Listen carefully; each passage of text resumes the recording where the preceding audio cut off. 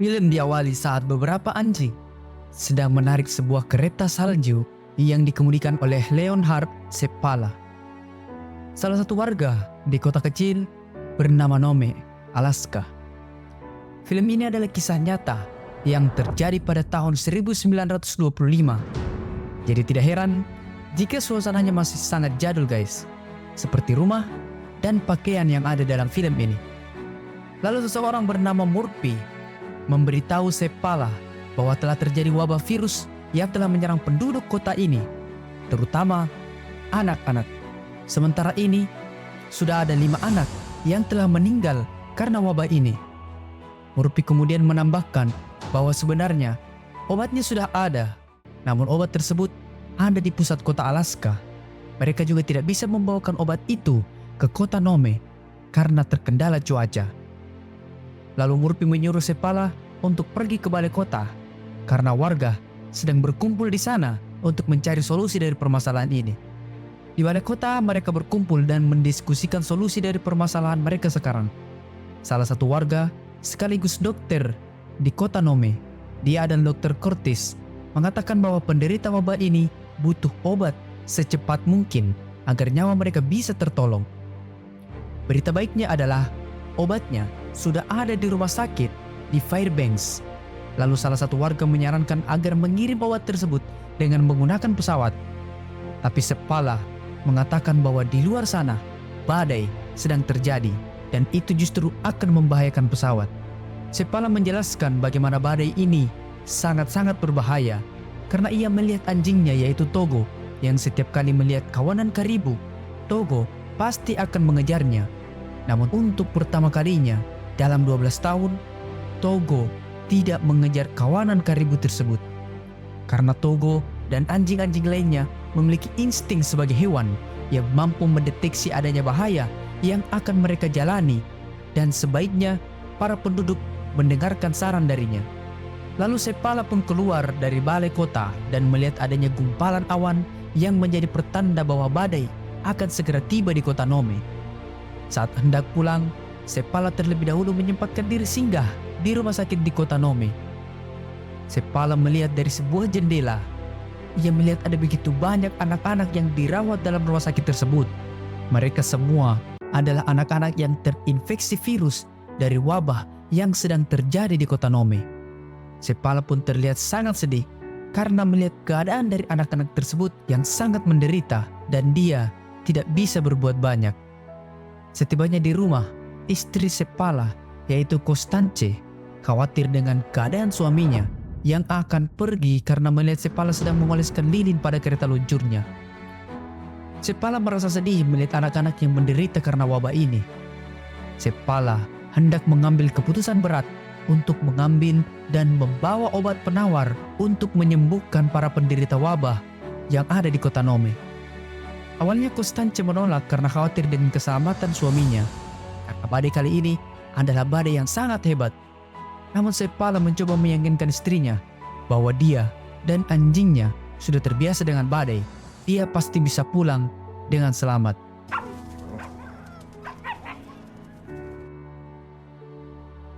Lalu Dr. Curtis datang ke rumah Seppala.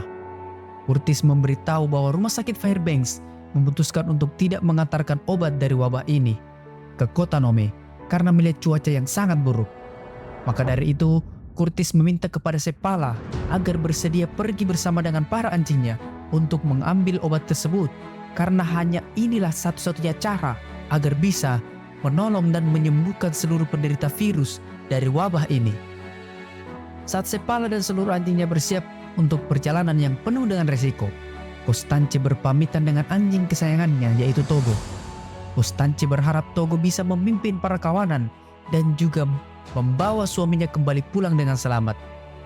Setelah semuanya siap, Seppala akhirnya berangkat bersama dengan anjing-anjingnya. Sebelum meninggalkan kota, para penduduk Nome memberikan salam kepada Seppala, berharap dalam perjalanan kali ini Tuhan selalu melindunginya dan juga anjing-anjingnya, karena saat ini hanya Seppala yang bisa pergi mengambil obat untuk para penderita virus di kota mereka.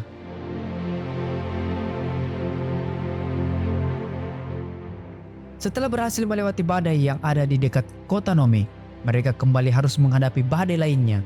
Namun kali ini agak lebih sulit karena mereka berhadapan dengan badai itu di sebuah sungai es yang sangat licin. Namun bukan hanya itu masalahnya. Mereka juga melihat dari es sungai tersebut mulai terpecah. Para anjing pun terlihat ketakutan. Begitupun dengan Sepala. Namun Sepala tetap mencoba menyemangati para anjingnya untuk tetap fokus berlari.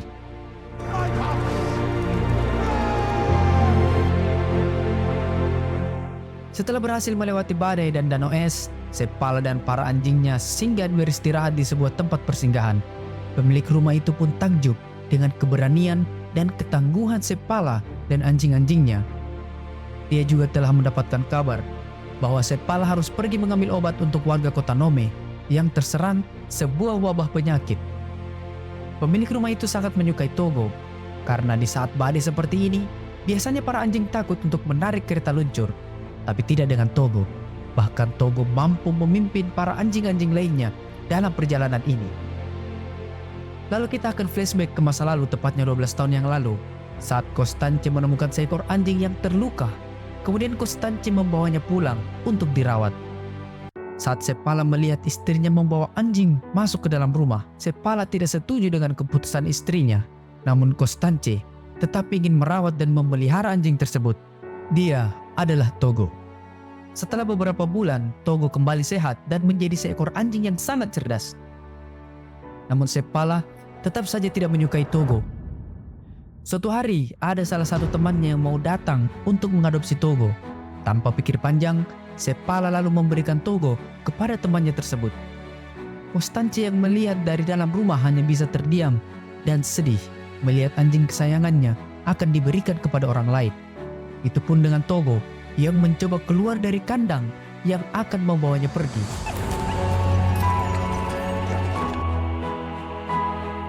Namun beberapa hari kemudian temannya tersebut kembali datang. Sepala dan Constance yang sedang memperbaiki atap terkejut ketika temannya itu datang. Lalu dia mengeluarkan Togo dan melepaskannya kembali. Melihat Togo yang kembali pulang, Constance pun terlihat sangat bahagia. Tapi tidak dengan Sepala yang justru semakin kesal dengan Togo. Togo yang begitu cerdas mencoba menggali lubang di dekat pintu kandang agar bisa keluar dari kandang tersebut. Berkali-kali Togo menggali, akhirnya Togo berhasil keluar dari kandang dan mengejar Sepala dan kawanan anjing lainnya. Saat Togo berhasil mengejar Sepala, Togo mengganggu kawanan anjing yang sedang berlatih untuk menarik kereta luncur. Saat Togo melihat ada sekelompok kawanan karibu, Togo kemudian menuntun para kawanan anjing untuk mengikutinya mengejar para kawanan karibu itu. Sepala yang mencoba menggantikan para anjing pun tidak bisa berbuat apa-apa. Hingga pada akhirnya, kereta luncur Sepala terguling dan jatuh ke dalam sungai.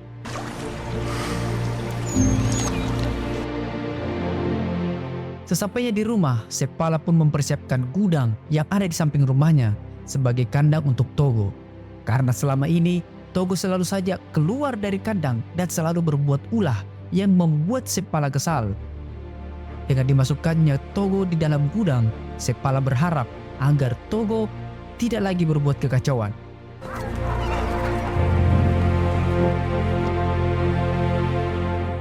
Togo yang dikurung di dalam gudang pun mencari cara agar bisa keluar dari gudang tersebut. Togo pun perlahan-lahan berjalan menuju atap. Namun Togo memecahkan banyak barang milik Sepala untuk bisa naik ke atap. Hingga pada akhirnya dengan kecerdasan dari anjing tersebut, Togo berhasil keluar dari gudang itu melalui cerobong asap.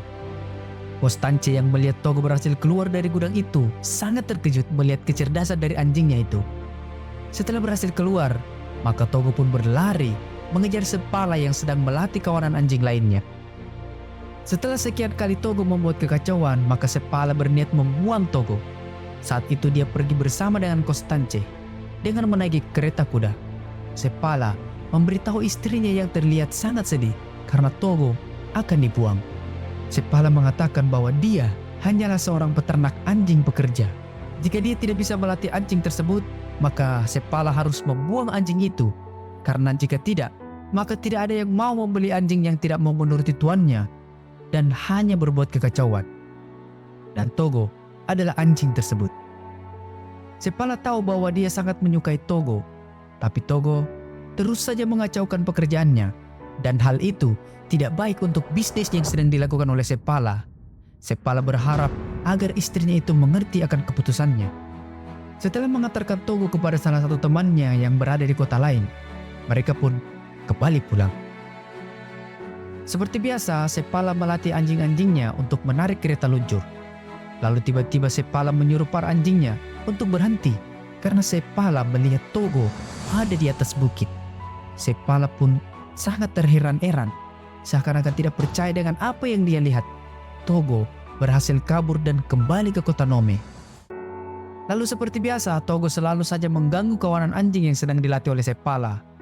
Ternyata Togo ingin menjadi salah satu dari kawanan anjing itu. Kemudian Sepala pun mencoba memasukkan Togo dalam kawanan anjing penarik keretanya agar Togo berhenti mengganggu anjing-anjing lainnya. Saat Togo ikut dalam kawanan anjing itu, Sepala begitu terkesan dengan Togo karena Togo mampu menuruti perintahnya dengan mudah. Togo juga memiliki insting yang diinginkan oleh Sepala. Jika Sepala menyuruh anjing itu ke kiri, maka Togo lebih dulu berbelok kiri, lalu diikuti oleh anjing-anjing lainnya. Togo juga tahu kapan waktunya berlari cepat dan melambat.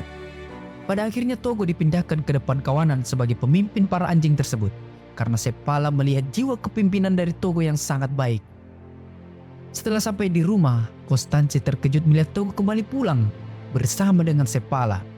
Terlebih lagi, Togo menjadi pemimpin dari kawanan anjing penarik kereta luncur suaminya. Kemudian Sepala memberitahu istrinya bahwa kawanan menjadi sangat mudah diatur berkat Togo yang bisa memimpin para anjing. Mereka seakan-akan mau menuruti kemana Togo akan pergi. Sepala mulai menyukai Togo. Named for an underdog. It's fitting. Beberapa tahun kemudian Togo menjadi anjing penarik kereta luncur yang cerdas dan juga kuat. Lalu Sepala mengikuti sebuah perlombaan kereta luncur yang biasa diadakan di kota Alaska saat musim dingin. Mereka bersaing dengan anjing milik Scotty, sang juara bertahan. Dan pada akhirnya, Sepala berhasil menjadi juara dalam perlombaan tersebut berkat dari anjing-anjingnya, terutama Togo yang berhasil memimpin para kawanan agar berlari sekuat tenaga hingga ke garis finish. Sepala pun disambut dengan bahagia oleh penduduk kota Nome. Begitupun dengan Constance yang sangat bangga dengan Togo, anjing kesayangannya.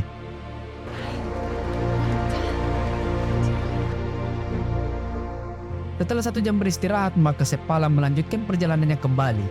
Lalu saat melintasi hutan, tiba-tiba salah satu pengendara kereta luncur memanggil Sepala. Namun karena badai, maka Sepala tidak bisa mendengar teriakan orang tersebut. Orang itu mencoba mengejar Sepala karena kereta dan anjing-anjingnya tersangkut di pohon. Saat orang tersebut mengira bahwa dia tidak akan bisa mengejar Sepala, tiba-tiba Sepala kembali muncul dan mereka pun bertemu. Orang itu bernama Henry. Henry menjelaskan kepada Sepala bahwa serum yang akan Sepala ambil ada padanya. Dia ditugaskan untuk memberikan serum itu kepada Sepala agar perjalanannya bisa lebih cepat untuk kembali pulang dan menyelamatkan para penderita wabah yang ada di kota Nome. Setelah beristirahat, maka Sepala mengambil serum tersebut dan segera membawanya pulang. Singkat cerita, Sepala dan anjingnya kembali tiba di sungai es yang membeku. Sesaat, Sepala terdiam memikirkan apakah dia bisa melalui jalan ini lagi atau memutar dan mencari jalan lain. Setelah memikirkannya, maka Sepala pun memilih melintasi sungai ini agar bisa cepat sampai walau dengan risiko yang sangat besar. Dan benar saja, mereka melintasi sungai ini. Balok-balok es yang membeku tadi mulai terpecah lagi dan lebih buruknya, es tersebut membuat danau menjadi tidak stabil. Sepala pun harus mencari cara agar bisa keluar dengan selamat dari sungai es ini yang sudah terpecah-pecah. Pada saat yang paling mencekam, mereka melintasi sebuah balok es yang sudah hampir mau terbalik. Tapi untungnya saja, Togo dengan cepat bisa menarik kereta luncur sebelum terlambat. Saat sudah sangat dekat dengan daratan, es balok yang terakhir sudah terpecah dan menjauh dari daratan, yang membuat Togo tidak bisa melompat karena sudah terlalu jauh.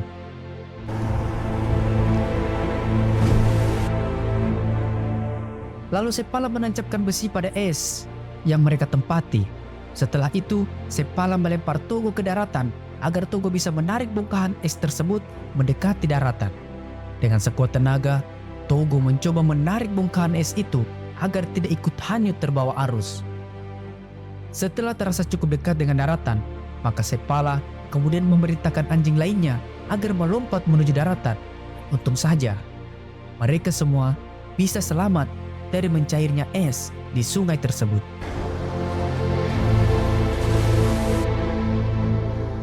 Setelah melalui perjalanan yang sangat panjang dan menakutkan, Sepala beristirahat di salah satu rumah. Saat Sepala sedang menghangatkan tubuh, istri dari pemilik rumah itu terlihat menangis melihat keadaan dari Togo. Dia mengatakan bahwa Togo sudah sangat kelelahan. Setelah beberapa saat menghangatkan diri, Sepala dan kawanan anjing lainnya bergegas kembali ke kota Nome. Sebelum Sepala berangkat, dia memerintahkan kepada Togo untuk beristirahat di kereta luncur. Namun Togo berkali-kali menolak untuk beristirahat. Togo akan tetap memimpin para kawanan anjing menuju kota Nome. Walaupun kasihan kepada Togo, tapi ini adalah pilihan Togo untuk tetap berdiri di barisan paling depan, menjadi pemimpin dari para kawanan.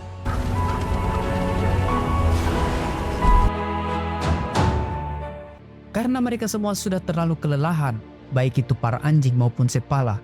Bahkan Sepala pun harus tidur di kereta luncurnya sambil ditarik oleh para anjing. Setelah beberapa saat, Sepala terbangun dan melihat seluruh anjingnya kelelahan. Saat itu Togo telah benar-benar tidak bisa lagi berjalan. Togo hanya bisa terbaring lemah di atas salju. Untung saja, tiba-tiba beberapa orang datang menghampiri mereka. Sepala sangat bahagia karena ada 2 orang yang berada di sekitar mereka sekarang. Sepala pun memberitahu bahwa Sepala pun memberitahu bahwa serum untuk penderita virus yang ada di kota Nome ada di kereta luncurnya. Sepala pun masuk ke dalam rumah laki-laki tersebut yang bernama Joy. Untuk menjaga kesehatan para anjingnya, maka Sepala dan anjingnya beristirahat untuk sementara waktu di rumah Joy. Sedangkan serumnya akan diantarkan oleh orang lain. Setelah mendapatkan serumnya, Dr. Curtis pun mulai memberikannya kepada para penderita wabah. Dan tak berselang lama, satu persatu para penderita wabah itu menjadi sembuh berkat dari serum tersebut. Dr. Curtis pun terlihat sangat bahagia melihat anak-anak tersebut sembuh dari penyakitnya. Setelah beberapa hari, Sepala memutuskan untuk kembali pulang. Namun Joy berharap agar mereka tetap tinggal untuk seminggu lagi, supaya Sepala dan juga para anjingnya bisa pulih dengan maksimal. Tapi Sepala tetap ingin kembali pulang. Namun kali ini, Sepala tidak berada di atas kereta luncur, melainkan berjalan di samping anjing kesayangannya, yaitu Togo.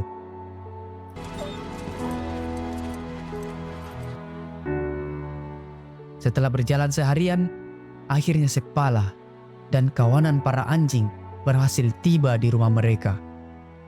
Constance yang melihat suaminya pulang dengan selamat akhirnya bisa lega dan sangat bahagia. Lalu pada keesokan harinya, mereka mendapat kunjungan dari para penduduk kota Nome. Mereka memberikan hadiah kepada Sepala dan Constance karena telah menjadi pahlawan untuk kota Nome.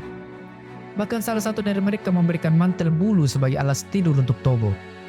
Kemudian Constance mendapatkan kabar di koran tertulis bahwa serum tersebut dibawakan oleh Gunnar dan anjingnya yang bernama Balto. Namun seluruh masyarakat kota Nome tahu siapa yang sebenarnya membawakan serum tersebut.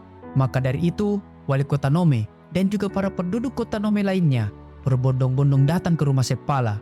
Mereka semua mengucapkan terima kasih kepada Sepala yang telah menjadi pahlawan untuk kota Nome. Di malam hari mereka kedatangan tamu lagi.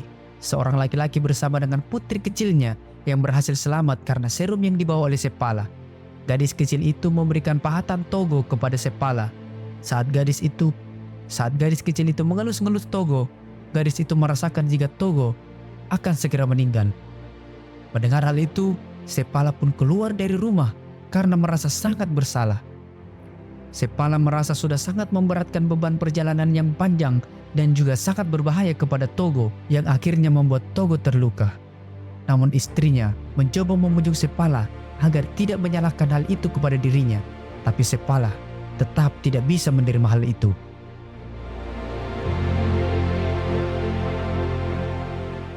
Setelah beberapa tahun kemudian, Togo akhirnya meninggal. Saat itu, seluruh negara bagian di Amerika Serikat melihat Balto sebagai pahlawan karena mengantarkan serum untuk kota Nome. Bahkan mereka membuatkan patung untuk Balto yang ada di kota New York untuk mengenangnya. Padahal Balto hanya menjalankan sisa perjalanan dari Togo, di mana Togo telah menempuh 425 km untuk mengambil serum yang akhirnya menyelamatkan kota Nome. Namun pada tahun 2001, Togo dinobatkan sebagai hewan paling heroik sepanjang sejarah manusia oleh majalah Times. Karena berkat Togo, masyarakat kota Nome berhasil sembuh dari sebuah wabah virus pada waktu itu. Rest in peace, Togo. Dan film pun berakhir.